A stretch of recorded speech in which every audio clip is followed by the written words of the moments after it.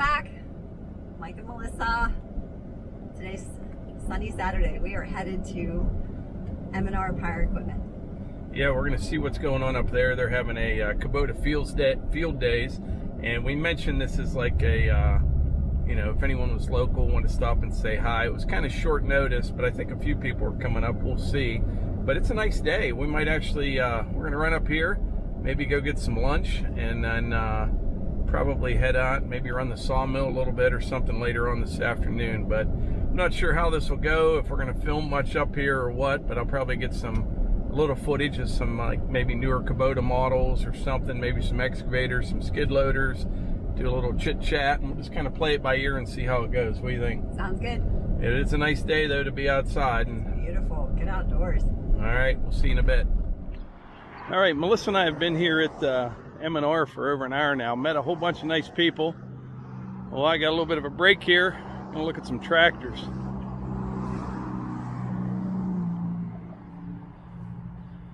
A 3301.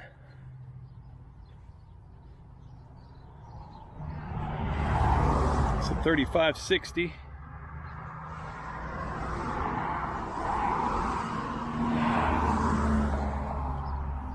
Got a 5460. That's that. This one here is the L3560 limited edition.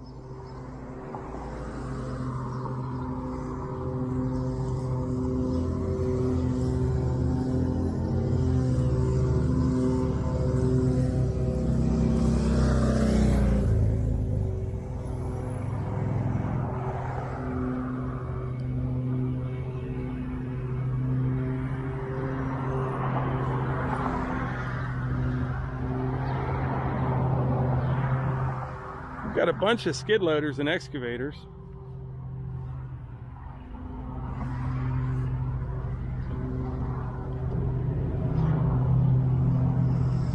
SVL 95, that's a big one.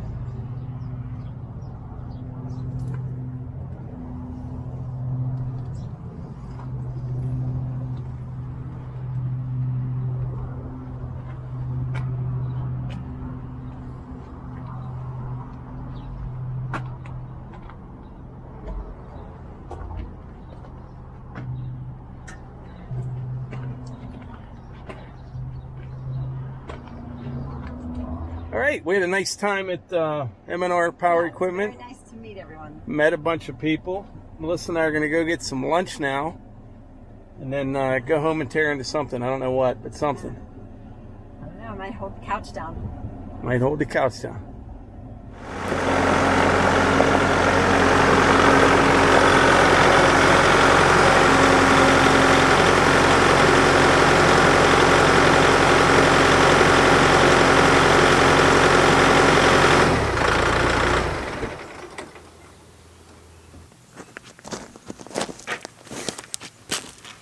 So Melissa and I got back from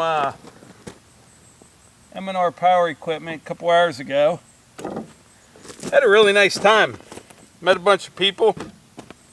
Pretty good turnout for short notice.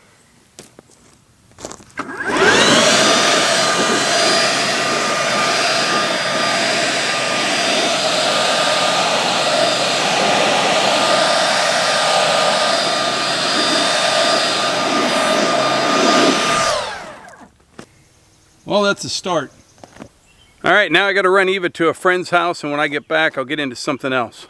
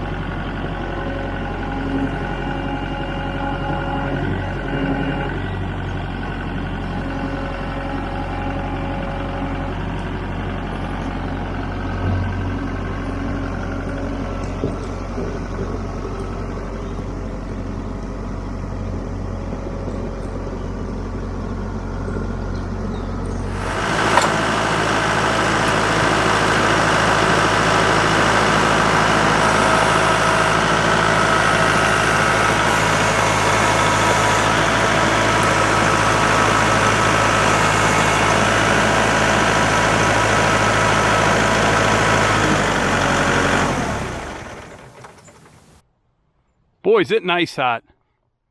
I mean, it's warm, but it's nice hot. And it's about 7:30, so I got about almost another hour of daylight. But anyway, like I said, when we were up at M&R Power Equipment, we met a lot of nice people, and one of those guys was Troy. Troy is from Louisiana. He's working up in this area, and he came up to say hello. But he was asking if I could go over the controls on the Woodmizer LX 150, kind of explain what everything does. I know I've done that maybe once or twice before, but I'll try to go over it in pretty good detail. So obviously, you know, this is the key here that starts it, right? This over here is your power feed. This is a power feed unit. When you want the mill to go forward, you throw that forward, but it's not going to go anywhere until you turn this knob right here. And this controls your speed of the feed right here. Now to bring it back, after you make your cut, pull it back this way. That'll bring the mill back this way. This is for your debarker right here. This turns it on.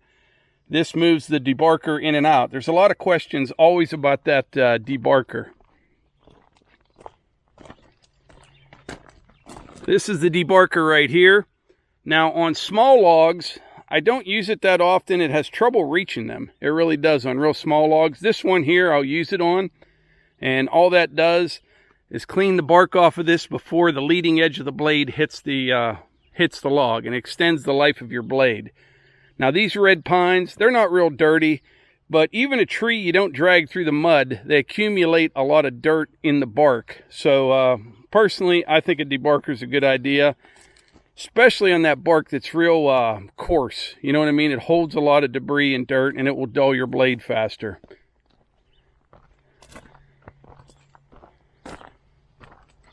Okay, so we went over the debarker. This is your blade guide right here. This moves the blade guide in and out.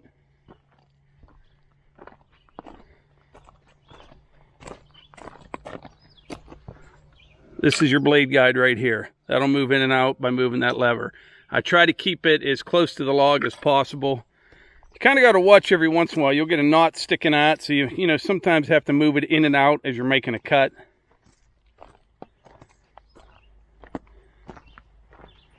And then this is your up and down. I'm going to show you how this set works here. See that simple set? It's in manual mode right now. So say the mill's sitting there right where it's at, you know what I mean? And you just made a cut. Right now it's set at 1 inch, okay? So I'll return, you know, I can lift up, return, it remembers where it's at. All I do is bump this, and it just went down 1 inch. See? Bump it, went down 1 inch. It's that easy. And you can set this to whatever you want in increments of 1/16 of an inch. I really like this. Especially, I was talking to some guys today. I wear reading glasses and I just can't see as well. I can see great far away, but I can't see stuff up close real well without, you know, wearing the reading glasses. And this makes life a lot easier. Anyway, we'll get this log squared up here. This one's about, I don't know, 13, 14 inches in diameter. Red pine. I'm going to make some more siding boards out of this. I make the siding board 7/8 of an inch thick. I'll try to get some camera angles of the controls as I'm using it, the debarker, the blade, everything. And if you ever have any questions, just let me know in the comments. We'll do our best to answer them.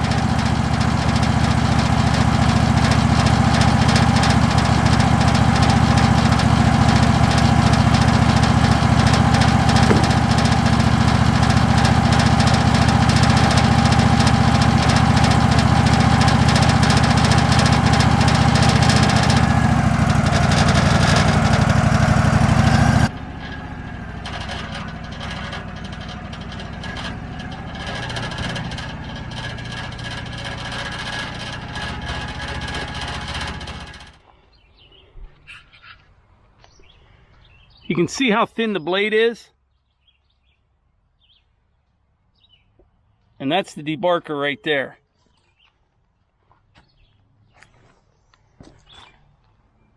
So you can see this little groove right in here. That's right where the debarker's hitting. It cleans it up before the blade hits it. I have some visitors. Hi.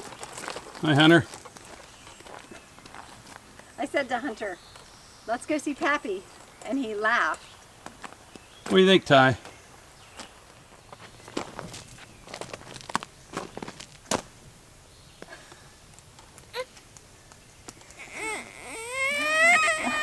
Ty! What's wrong? Oh boy. Is he too close? Ty has a 10-foot rule with me, and That's I just right. got within 10 feet. Huh.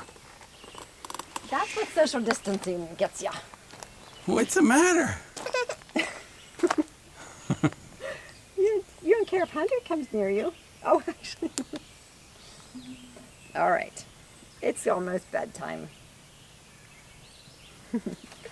He likes to look at your tractor. He does like the tractors. And he likes me on the tractors a far way away from him.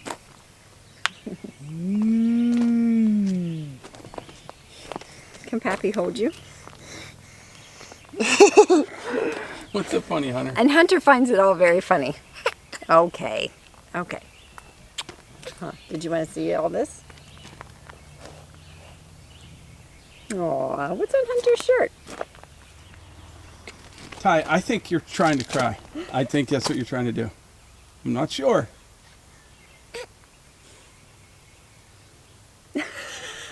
Yes, you're trying. You're trying your best. Oh. I think it's bedtime. Yeah, I think so. I know one thing. I'm not starting up that sawmill till he leaves. Oh, I think you'd like it. From way up there. You don't want to be too close. Oh. All right, should we go back up? Oh. All right, so I'll see you later, Ty. All right. See you, Hunter. We want to wish all the fathers a happy Father's Day. All the men that have been positive influences in the youth, boys and girls' lives. Happy Father's Day, right? Ty is not celebrating Grandfather's Day, though. I know that. He's just tired. Hey, I was telling them we had a nice time today. Met a lot of nice people. Yeah, we did meet a lot of nice people. Look at him looking over his Very shoulder at me. nice. Very nice of everyone to come out and spend some time with us on Saturday and share parts of their lives. And I got to see pictures of grandkids and hear about some people's lives. It's incredible. Everybody has stuff they're going through. And I met a few people today that are so positive, that are going through cancer, and we send you our best. We will keep you in our prayers and keep being positive, and we'll do our best to do it here on our end. All right. See you later, Ty. You can quit looking over your shoulder at me. With a scrunched eyebrow. See you later.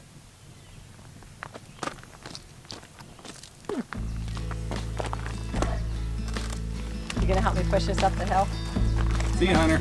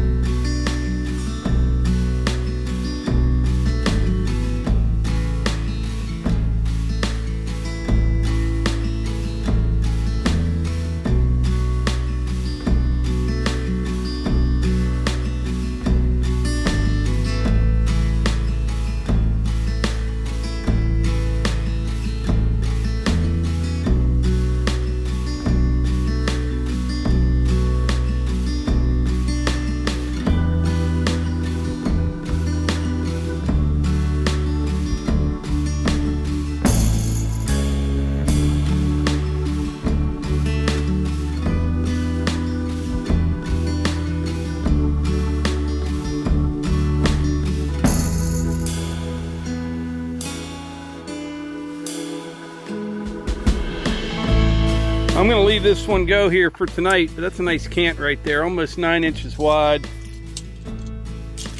about 9 inches tall. Yeah, I'll get some nice siding boards out of that one.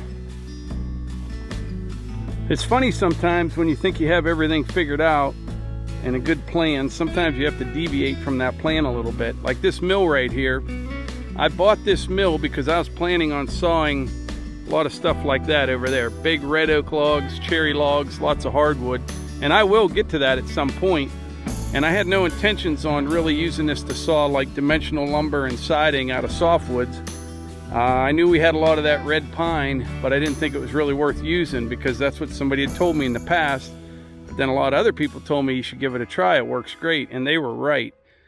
So I've been sawing a lot of this stuff. Like I mentioned before, a lot of this is dead and dying, and it turns out really nice. I mean, the wood shed over there, which is now an equipment shed, it will be a wood shed, it's dry. Very minimal checking and cracking, and it worked out fantastic. It really did. The stain worked great.